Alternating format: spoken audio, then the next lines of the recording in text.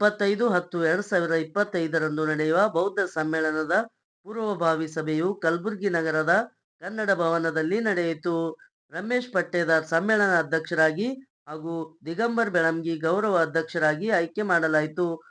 ಈ ಸಂದರ್ಭದಲ್ಲಿ A B. Hosamani, Devendra Sinnur, Devendra ಸೆಳಗಿ, Nagamurthy ಸಿಲ್ವನ್, Prakash ಮೂಲ್ವಾರ್ತಿ, SS. ತಾವಡೆ, Ningappa ಪ್ರಭುಲಿಗರ್, Devendra ಬಾಲ್ಕೆ, Chandrashekhar ಕಡಕೋಳ್, Mallikarjun Dodmani, Mahadev ಮೋಗ, ಗೋರಖನಾಥ್ Dodmani, Avinash ಈಟಿ, ಮಹೇಂದ್ರ ಕಗ್ಗನಮುಡಿ, ವಿಜಯಕುಮಾರ್ ಟೈಗರ್, ಗುರಣ್ಣ ಜೇವರ್ಗಿ, ಧರ್ಮಣ್ಣ ದನ್ನಿ, ಸುಮೃತ್ ಕೃಷ್ಣ, ವಿಠ್ಠಲ್ ದಂಗಾಪುರ್, ಸುನೀಲ್ ಹಿರೋಳಿಕರ್, ಶಂಕರ್ ತಿಗಡಿ, ಪುಂಡ್ಲಿಕ್, ಮಹೇಶ್ ಶಿವಕುಮಾರ್ ಮುಂತಾದವರು ಉಪಸ್ಥಿತರಿದ್ದರು. ವರದಿ ಡಾಕ್ಟರ್ ಅವಿನಾಶ್ ದೇವನೂರಾಳ. ನಮ್ಮ ಸಿಗಬೇಕು ಮಾತಾಡೋ ಸಂದರ್ಭದಲ್ಲಿ ನಾನು ಮಾತಾಡೋಕ್ಕೆ ಅವಕಾಶ ಮಾಡಿಕೊಡಬೇಕಂತ ಮೊದಲಿಗೆ ಈಗಾಗಲೇ ಬಂದಲ್ಲಿ ರಂಗಮಂದಿರ ಆ ರಂಗಮಂದಿರವನ್ನು ದೇಶದಿಂದ ಅದು ಅಮೌಂಟ್ ತುಂಬಕ್ಕೂ 28 ಹೆಸರೇ ರಂಗಮಂದಿರ ಪ್ರಚಾರವನ್ನು ಕಲ್ತೀವಿ. ಪ್ರಚಾರ ಮಾಧ್ಯಮಗಳು ರಿಪ್ರೆಸೆಂಟ್ ಮಾಡ್ತಾರೆ, ಕರಪತ್ರ ಪ್ರಿಂಟ್ ಮಾಡ್ತಾರೆ, ಪ್ರಚಾರವನ್ನು ಕಲ್ತಾರೆ. ಒಂದು ಹಣಕಾಸಿನ ಕಂಪನಿ ಒಬ್ಬರಿಗೆ ರಜೆ ಹಾಕಿರ್ತಾರೆ, ಕಂಪನಿ ಇರ್ತಾರೆ, ಅವ್ರು ತೋಡು 4 ಆರ್ಥಿಕ ಸಮಾರಂಭದ ಪೂರ್ವವಾಗಿ ಸಭೆಯ ಸಾನ್ನಿಧ್ಯವನ್ನು ಪೂಜೆ ಬಂದಿದ್ದೇವೆ. ವೇದಿಕೆ ಮೇಲೆ ಆಚರಣೆಯಾಗಿರ್ತಕ್ಕಂಥ ಸ್ನೇಹಿತರಾಗಿರ್ತಕ್ಕಂಥ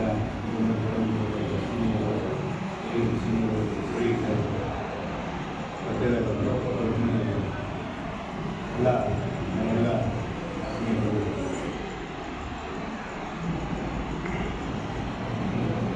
ಬಾಬಾ ಸಾಹೇಬ್ ಅಂಬೇಡ್ಕರ್ ಅವರು ಸಂವಿಧಾನ ಸಮರ್ಪಣೆ ಮಾಡಿ ಕೆಲವು ದಿನಗಳ ನಂತರ ಅವರು ಮಾತಾಡ್ತಾರೆ.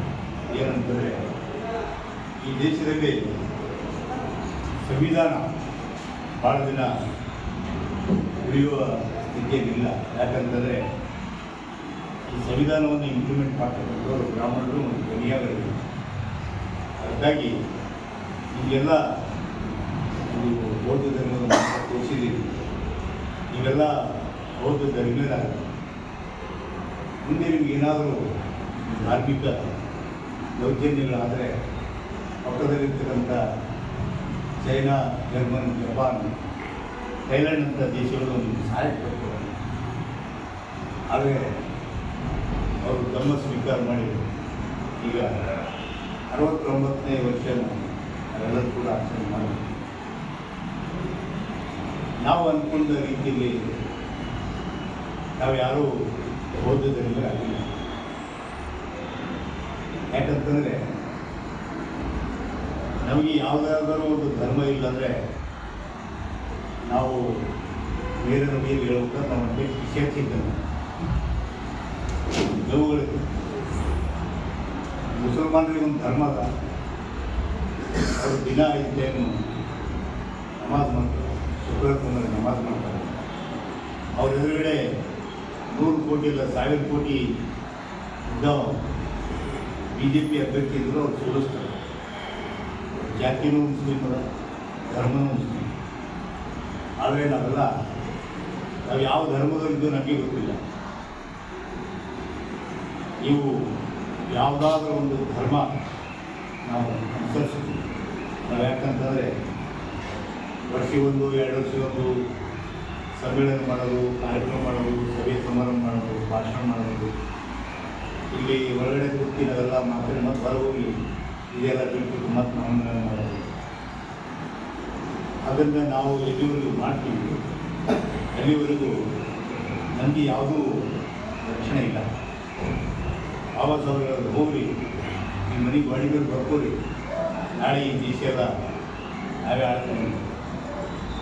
ರಾಣಿ ಹೊಟ್ಟೆಗೆ ಆಪರೇಷನ್ ಮಾಡಿದ್ದೀನಿ, ಇನ್ನು ಮುಂದೆ ರಾಣಿ ಹೊಟ್ಟೆಗೆ ಹುಟ್ಟಿದವ ಈ ದೇಶದ ರಾಜ್ಯ ಆಗಲ್ಲ. ಬ್ಯಾಲೆಟ್ ಬಾಕ್ಸಲ್ಲಿ ಯಾರು ಹೋಗ್ತಾರೋ ಈ ದೇಶದ ರಾಜ್ಯ ಆಗ್ತದೆ. ಆದರೆ ಆಚಾರ್ಯ ಕೃಪಾರಿ ಏನು ಹೇಳ್ದ, ಯಾವ ಸ್ವಾಮಿಗಳನ್ನು ನೀವು ಏನು ಕನಸು ಕಾಣ್ತಾ ಇದ್ದೀರಿ ಅದು ಭಾಳ ಇದೇ ಇರಲ್ಲ. ಯಾಕಂದರೆ ನಿಮ್ಮ ಜನಕ್ಕೆ ಓಟ್ ಯಾರಿಗೆ ಹಾಕಬೇಕು ಅಂತಕ್ಕಂಥದ್ದು ಅವರಿಗೆ ಅದರ ಅರಿವೇ ಇಲ್ಲ. ಅಂಥವ್ರಿಗೆ ಸಿಂಧಿ ಸರಾಯಿ ಕೊಡ್ತೀವಿ, ದುಡ್ಡು ಕೊಡ್ತೀವಿ, ಅವರಿಂದ ಓಟ್ ನಾವೇ ರಾಜ್ಯರಾಗ್ತೀವಿ. ಈಗ ಅವರೇ ರಾಜ್ಯರಾಗ್ತಾ ಇದ್ದಾರೆ. ಅದಕ್ಕಾಗಿ ಬಾಬಾ ಸಾಹೇಬರು ನಮಗೆ ದೇಶ ಆಡಳಿತ ಒಂದು ಓಟಿನ ಹಕ್ಕು ಕೊಟ್ಟಿದ್ದಾರೆ.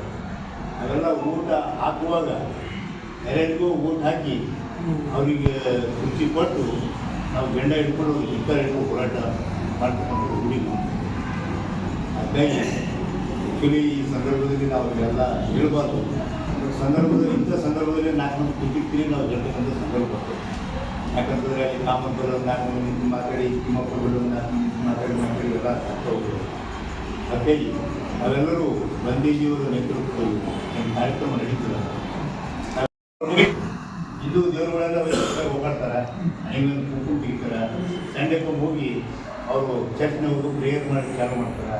ಪ್ರೇಯರ್ ನಮ್ಮ ಸಂಘ ಬಾಜು ಮನೆಯವ್ರು ಸಂಡೆ ಪ್ರೇಯರ್ಗೆ ಹೋಗ್ಬೇಡಿ. ಮುಸ್ಲಿಮ್ರಾದ್ಮೇಲೆ ಆಯಿತು ನಮಾಜ್ ಒಬ್ಬರು ಸಂಘಟನೆ ಹಿಡ್ಕೊಂಡು ನಮಾಜ್ ಹೋಗ್ಬೇಡಿ ಅಂತಾರೆ. ದಿನಕ್ಕೆ 5 ಟೈಮ್ ಹೋಗಿಲ್ಲ, ಶುಕ್ರವಾರ ಕುಂಬಾರೇ ಕಂಪಲ್ಸರಿ ಹೋಗ್ತಾರೆ. ಹಾಗಾಗಿ ನಾವು ಏಪ್ರಿಲ್ನಲ್ಲಿ ಬೌದ್ಧ ಧರ್ಮೀಯ ಬಳಸಿ ಬೌದ್ಧ ಸಂಖ್ಯೆ ಜಾಸ್ತಿ ಮಾಡೋಣ, ಅದಕ್ಕೇನು ನಮಗೆ ಅಭ್ಯರ್ಥಿ ಇಲ್ಲ. ಬಟ್ ನಮ್ಮ ಆಚರಣೆನೂ ಕೂಡ ಬೌದ್ಧ ಧರ್ಮಿಗಳು ಆಗ್ತದೆ. ಗಾಂಧೀಜಿಯವರು ನಮ್ಮ ಊರಲ್ಲಿ ಒಂದು ಬುದ್ಧ ಮೂರ್ತಿ ಉದ್ಘಾಟನೆ ಟೈಮಲ್ಲಿ ಬಂದಿತ್ತು. ನಮ್ಮ ಊರಲ್ಲಿ ಒಂದು ಬುದ್ಧ ಮೂರ್ತಿ ಉದ್ಘಾಟನೆ ಮಾಡಿದ್ದೆ. ಅವತ್ತು ಏನಾಯ್ತು ಅಂದರೆ ಅವತ್ತಿನಿಂದ ಊರಲ್ಲಿ ಮರಗೊಂಡು ತಿಂಡಿ. ಆ ಬುದ್ಧನ ಮೂರ್ತಿಗಳು ಒಲೆ ಯಾರೂ ಬರಲಿಲ್ಲ. ಸಾಲಿ ಹುಡುಗರು ಜಾಸ್ತಿ ಬುದ್ಧನ ಮೂರ್ತಿ ಉದ್ಘಾಟನೆ ಮಾಡ್ಕೋಬೇಕು. ಅವರೆಲ್ಲ ಮರಗೊಂಡು ಖಂಡಿತವಾಗಿ ಬೀಗಿದ್ರು. ಅಲ್ಲೊಂದು ಸ್ಪೀಕರ್ ಐತೆ ನಮ್ಮ ಬುದ್ಧ ಕೈದವರು ಕೋಳಿ ಕೊಯ್ಕೊಂಡು ಕೋಳಿ ಕೈದ ಹಿಡ್ಕೊಂಡು ಬರ್ತಾಯಿದ್ರು. ನಮಗೆ ಧರ್ಮದ ಬಗ್ಗೆ ಮುಂದೆ ತಿಳುವಳಿಕೆ. ನಮ್ಮ ಬಂತೇಜಿಯವರು ಪ್ರತಿ ಹಳ್ಳಿ ನಾನು ಒಂದ್ಸಲ ಯಾವಾಗ ಮಾತಾಡ್ತಿರ್ತೀವಿ ಅಮರ್ಜಿ ಬಂತೇಜಿಯವರು ನೀವು ಮನೆಗೆ ಬಿಟ್ಟಂದರೆ ರಾತ್ರಿ ಯಾವ ಊರಾಗ ನಿಮ್ಮ ರಾತ್ರಿ ಹಾಕೊಂಡು ಗೊತ್ತಾಗ್ಬಾರ್ದು. ಆ ಊರಾಗ ಹೋಗ್ಬೇಕು, ಅಲ್ಲಿ ಹಾಡು ಮಾಡಬೇಕು. ಅಲ್ಲಿ 10 ಮನೆ ಇದ್ದವರು ಇಬ್ಬರೇ ನಿಮ್ಮಲ್ಲಿ ಸುಮ್ಮನೆ ಮಾತಾಡೋದು ಬರ್ತಾರೆ. ಅವ್ರ ಮನೆಗೆ ಊಟ ಮಾಡ್ತಾರೆ. 4 ಮನೆಯಲ್ಲಿ ಬೇರೆ ಊರಿಗೆ ಹೋಗ್ತಾ ಇರ್ಬೋದು. ಅದೇ ಧರ್ಮ ಪ್ರಚಾರನೂ ಸಣ್ಣ ಕೆಲಸ ಅಲ್ಲ, ಕಷ್ಟ ಕೆಲಸ ಅದ. ಎಲ್ಲರೂ ಹುಡುಗಿ ಸಲಹೆಗಳು ಕೊಟ್ಕೊಟ್ಟು ಹೆಣ್ಣುಮಕ್ಕಳು ಸಲಹೆ ಕೊಟ್ಟು ನಮ್ಮ ಮನೆಗೆ ನಾವು ಹೋಗ್ಬೋದು. ಬಟ್ ಅದು ಭಾಳ ಕಷ್ಟದ ಕೆಲಸ. ಅದನ್ನು ಮಾಡಬೇಕಾದ್ರೆ ನಾವೆಲ್ಲ ತನು ಮನು ಧನದಿಂದ ಅವ್ರ ಜೊತೆಗೆ ಇರಬೇಕು. ಸುಮ್ಮನೆ ಏನೋ ವ್ಯಕ್ತಿ ಸಿಕ್ತು, ಏನೋ ಒಂದು ಸಲಹೆ ಕೊಟ್ಟು ಶಿಕ್ಷಣ ಸಲಹೆ ಕೊಟ್ಟು ನಡೆಯಲ್ಲ. ಇಲ್ಲಿ ಎಲ್ಲರಿಗಿಂತಲೂ ಶಿಕ್ಷೆ ಸಿಗೋದು ಬರೀ ಸಲಹೆ ಅಷ್ಟೇ. ಶಿಕ್ಷಣ ನಮ್ಮ ಸಮಾಜ ಇದ್ದಕ್ಕೆ ಯಾಕಂದ್ರೆ ಯಾರು ಕೈ ಹಾಕಲ್ಲ. ಈಗ ಅವ್ರು ಕಾರ್ಯಕ್ರಮ ಮಾಡ್ತಾರೆ ಅಂತಂದರೆ ಈಗ ಯಾರೂ ಅವ್ರ ಜೊತೆ ನಾವು ಇದ್ದಿಲ್ಲಂದ್ರೆ ಅವ್ರು ಮಾಡ್ತಕ್ಕಂಥ ಜಿಲ್ಲೆದಲ್ಲಿ ಇದ್ದಂಗೆ ಅವ್ರು ಮಾಡೇಬೇಕು, ಮಾಡ್ತಾರೆ ಅವರು. ನಮ್ಮಲ್ಲಿ ಯಾರಾದ್ರು ಮುಂದಾಗಿ ಏನೋ ಕಾರ್ಯಕ್ರಮ ಮಾಡ್ತಾರಂದರೆ ಭಾಳ ಮಂದಿ ಅನ್ಕೋರಿ ಆದರೆ ರೊಕ್ಕ ಹಾಕಬೇಕು ಮುಗಿಸ್ಬೇಕು ಅಂತ. ಬಟ್ ಮುಂದಾಗಿ ಮಾಡೋವನು ಆ ಕಾರ್ಯಕ್ರಮಗಳು 1 ಲಕ್ಷ ಸಾಲ ಮಾಡಬೇಕು. ಎಲ್ಲ ಸ್ವಲ್ಪ